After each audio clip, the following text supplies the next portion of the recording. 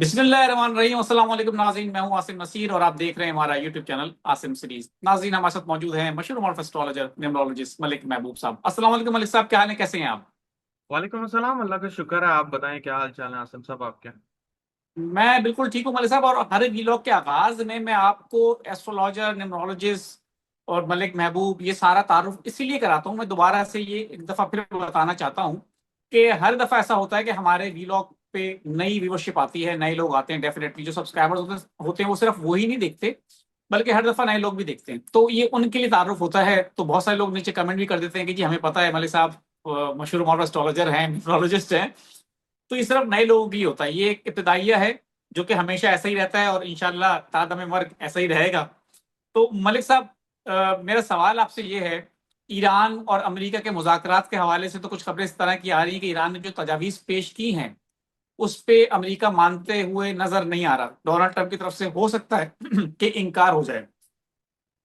ये तो मुझे आप बता दिएगा प्रोग्राम के आखिरी हिस्से में, लेकिन मैं वीलॉग का आगाज करना चाहता हूँ क्योंकि बहुत सारे लोग हमें कमेंट करते हैं कि जी हमें खान साहब के बारे में बताएं, उनकी सेहत के हवाले से बहुत तशवीश पाई जाती है।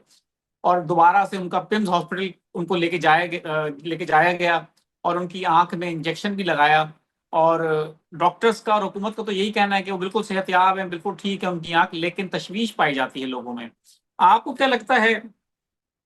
आप उनका जायचा जो भी है, आप उनकी डेट्स पे बेशक तहफुजात हैं, लेकिन जायचा आपने उनको देखा है, वक्ती जायचा बनाया है। खान साहब की सेहत के हवाले से और खान साहब के फ्यूचर के हवाले से क्या प्रेडिक्ट करेंगे आप?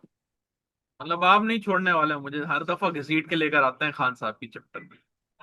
अच्छा, तो बात ऐसी है, देखें मैं आपको पहले से डिस्क्लेमर दे रहा हूं कि ये चीजें जो हैं वक्ती जायचे के हिसाब से हैं, 100% एक्यूरेट नहीं होंगी। उसकी वजह यह है कि खान साहब से मुझे नंबर नहीं मिला होगा। ये वक्ती बिल्कुल। जायचा जो उस वक्त मेरे जहन में एक रेंडम नंबर आ गया, जो कि मैं मांगता हूँ वक्ती जायचे के लिए एक रेंडम नंबर चाहिए होता है, 1 से लेके 249 के दरमियान में। जो भी आपके जहन में आता है आप वो बताते हैं एस्ट्रोलॉजर को, और एस्ट्रोलॉजर उस टाइम का जायचा बनाता है। अब काफी लोगों को ये तहफुजात हैं कि ये सही काम नहीं करता या ये बिल्कुल गलत होता है। मैं इसकी इतनी इतनी ज्यादा रिसर्च करके बैठा हुआ हूं कि मेरे पास ऐसे ऐसे लोग आके हैरान हो जाते थे कि वो बोलते थे नहीं आपके पास कोई चीज है। मैं कहा मेरे पास कोई चीज नहीं है, ये आपके सितारे मुझे बता रहे हैं। इसका मतलब यह है कि वक्ती जायचा इतना एक्यूरेट होता है कि अगर फॉर इंस्टेंस आपके पास कुछ भी डिटेल नहीं है और आपके जहन में वो सवाल गर्दिश कर रहा है, इतना ज्यादा गर्दिश कर रहा है, जैसे कभी कभी इंसानों के साथ ऐसा होता है नॉर्मली कि आपके जहन से वो बात नहीं निकल रही होती, उसका मतलब ये होता है कि उस पर्टिकुलर टाइम पे वो प्लैनेट की अलाइनमेंट ऐसी हुई हुई है जो आपके ऊपर ऐसे असरात दे रहे हैं।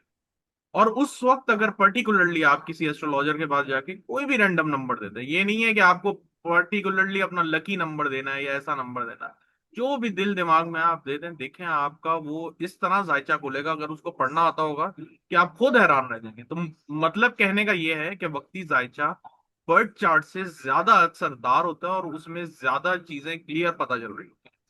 अब अगर हम खान साहब की बात करें तो खान साहब के लिए जैसे लास्ट जो मेरी इसके ऊपर इस टॉपिक पे बात की थी मैंने, वो ये थी कि खान साहब के लिए फरवरी मार्च बड़े इंपॉर्टेंट महीने होंगे। इनको किसी तरह की हेल्प नजर आ रही है मिलते हुए, और वो हेल्प आपने देखी भी सही कि उनके जो है मतलब जेल से बाहर निकलने के जो वाकयात हैं वो बढ़ गए थे। आपने देखा वो हॉस्पिटल गए, फिर हॉस्पिटल से वापस, फिर चांसेस हो गए थे जी। बहुत ज्यादा हो गए थे, और मेडिकल इनफैक्ट ग्राउंड्स पे कहा जा रहा था। जी, और वो इतने ज्यादा बढ़ गए थे। अब वो तो मुझे नहीं पता था, लेकिन ये वक्ती जायचे की खूबी यही है कि ये बड़ा अच्छा एक्यूरेटली बताता है। तो उसके बाद उसी चार्ट में जो मुझे लास्ट जो मैंने देखा था, आज मैं प्रिपेयर नहीं था, आज आप आते ही मेरे से ये सवाल कर रहे थे और मैंने नहीं देखा उसके बाद वक्ती जायचा। लेकिन अभी तक मुझे याद है उसकी अलाइनमेंट के वक्ती जायचे में खान साहब की सेहत टिल अक्टूबर नवंबर अच्छी नहीं दिख रही थी, इसमें तो कोई दो राय नहीं है। लेकिन खुदा ना खास्ता इतनी खतरनाक नहीं थी जो लोग बोल रहे हैं कि खुदा ना खास्ता कुछ कर ना दिया हो या पिला ना दिया हो। अभी वैसे हालात नजर नहीं आते, अलबत्ता डेंजर है। मैं ये नहीं कहूंगा बिल्कुल नहीं है, डेंजर है। इतना नहीं है कि आप बहुत ज्यादा परेशान। चलें, बिल्कुल ठीक है मलिक साहब। मुझे अब थोड़ा सा, जो मैंने आपसे अपने वीलॉग के आगाज में सवाल किया था कि हमारे वीलॉग की जो सेकंड फेज है उसमें थोड़ा ईरान के हवाले से ही बता दें कि ईरान की तजावीज़ को मानने से गालिबा इनकार कर रहे हैं डोनाल्ड ट्रंप। तो कहा भी जा रहा है कि हो सकता है एक दफा फिर जंग शुरू हो सकती है, जिसका इम्कान जाहिर किया जा रहा है। आपको ऐसा लगता है? देखिए आसिम साहब, जब जंग चल रही थी और बीच में टेम्परेरी पॉज आया था, मैंने कहा था कि मामलात अब बेहतरी की तरफ जाना शुरू हो जाएंगे। अब मुझे लगता नहीं है कि जंग वापस शुरू होगी। ये बात आप अपने जहन में डाल लें। ठीक है, अब जैसे जैसे मार्स सैटर्न दूर जा रहे हैं, मुझे यकीनन ऐसा उम्मीद है कि कोई ऐसी हरकत छोटी मोटी पानी में हो सकती है, मैं अभी भी आपको बता रहा हूँ। लेकिन जो जंग हमने देखी है 40 दिनों की खतरनाक, वैसे अभी कोई आसार नहीं है वापस से। क्योंकि प्लेनेट इन चीज को सिग्निफाई करते हैं, तो ये चीजें होने के इम्कान होते हैं। बाकी करने वाला तो अल्लाह है। लेकिन जो मुझे नजर आ रहा है उसके हिसाब से ये चीजें खराब जरूर होंगी। मतलब टैक्टिक्स बदल रहे हैं। एग्जैक्टली जंग नहीं होने वाली, इनके जो जंग के टैक्टिक्स हैं वो बदले जाएंगे।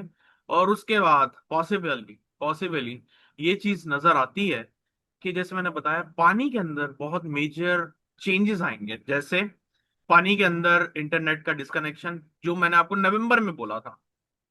जी। पानी के अंदर वबाएं, पानी के अंदर जंगे, पानी का बढ़ जाना, पानी का घट जाना, ये सारी चीजें बहुत ज्यादा इन्फ्लुएंस रखेंगी।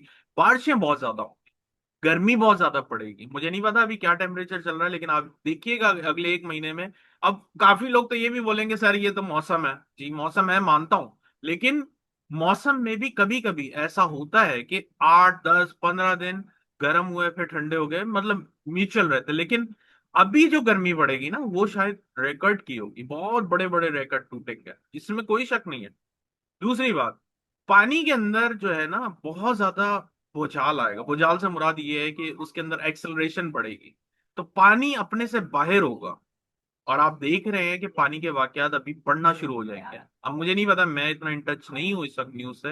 लेकिन आप अगर सर्च करें, अब जैसे ऑस्ट्रेलिया हो गया, न्यूजीलैंड हो गया, वहां से भी मुझे अक्सर लोग मैसेज करते हैं कि आप सही बोल रहे थे, पानी के रिलेटेड प्रॉब्लम हो रहा है। लेकिन ईरान और अमेरिका सर, ये अभी पॉज में चले गए। ये अब न्यू नॉर्मल बना रहेगा। इसने नहीं माना, उसने नहीं माना, उसको करना है इधर आ जाए, इसको करना है उधर आ जाए, मुझे फोन करते हैं फलाना ढिमकाना। लेकिन बात अब अगले लेवल पे पहुंच गई। अगले लेवल से मुराद ये नहीं है कि हम मजीद एग्रेशन की तरफ जा रहे हैं। अगले लेवल का मतलब ये है कि अब यहाँ पे नई टैक्टिक्स होंगी, नए हथियार, नई चीजों के थ्रू जो है जंगे होंगी। अब वो जो कन्वेंशनल वॉर थी जो चल रही थी, वो मुझे होती हुई नजर नहीं आ रही।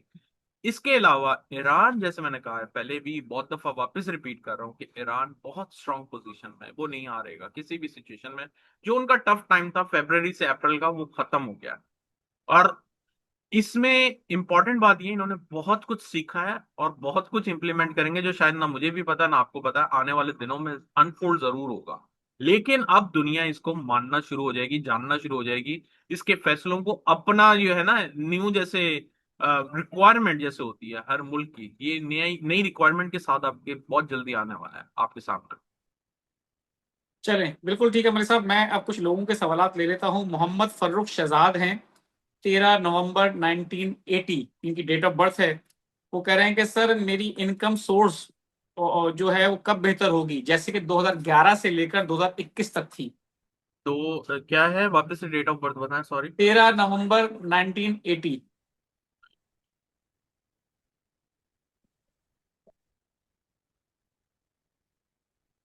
आप उम्मीद रखें 2029 से, उससे पहले नहीं अच्छा नजर आ रहा। उससे पहले स्ट्रगल ज्यादा है आपकी। सकलैन रहमानी नाम है इनका, 25/12/1996 इनकी डेट ऑफ बर्थ है। वो पूछ रहे हैं मेरा मुश्किल वक्त कब खत्म होगा, हर काम में रुकावट आ जाती है लास्ट मोमेंट पर।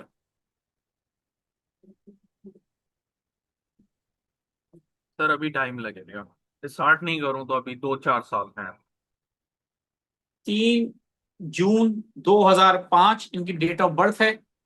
3 बार एम कैट दे चुकी हूँ, हर बार कुछ ही मार्क्स से सिलेक्शन रह जाता है। तीन तो जून वो 3 जून 2005 पांच इनकी डेट ऑफ ओके। बर्थ है।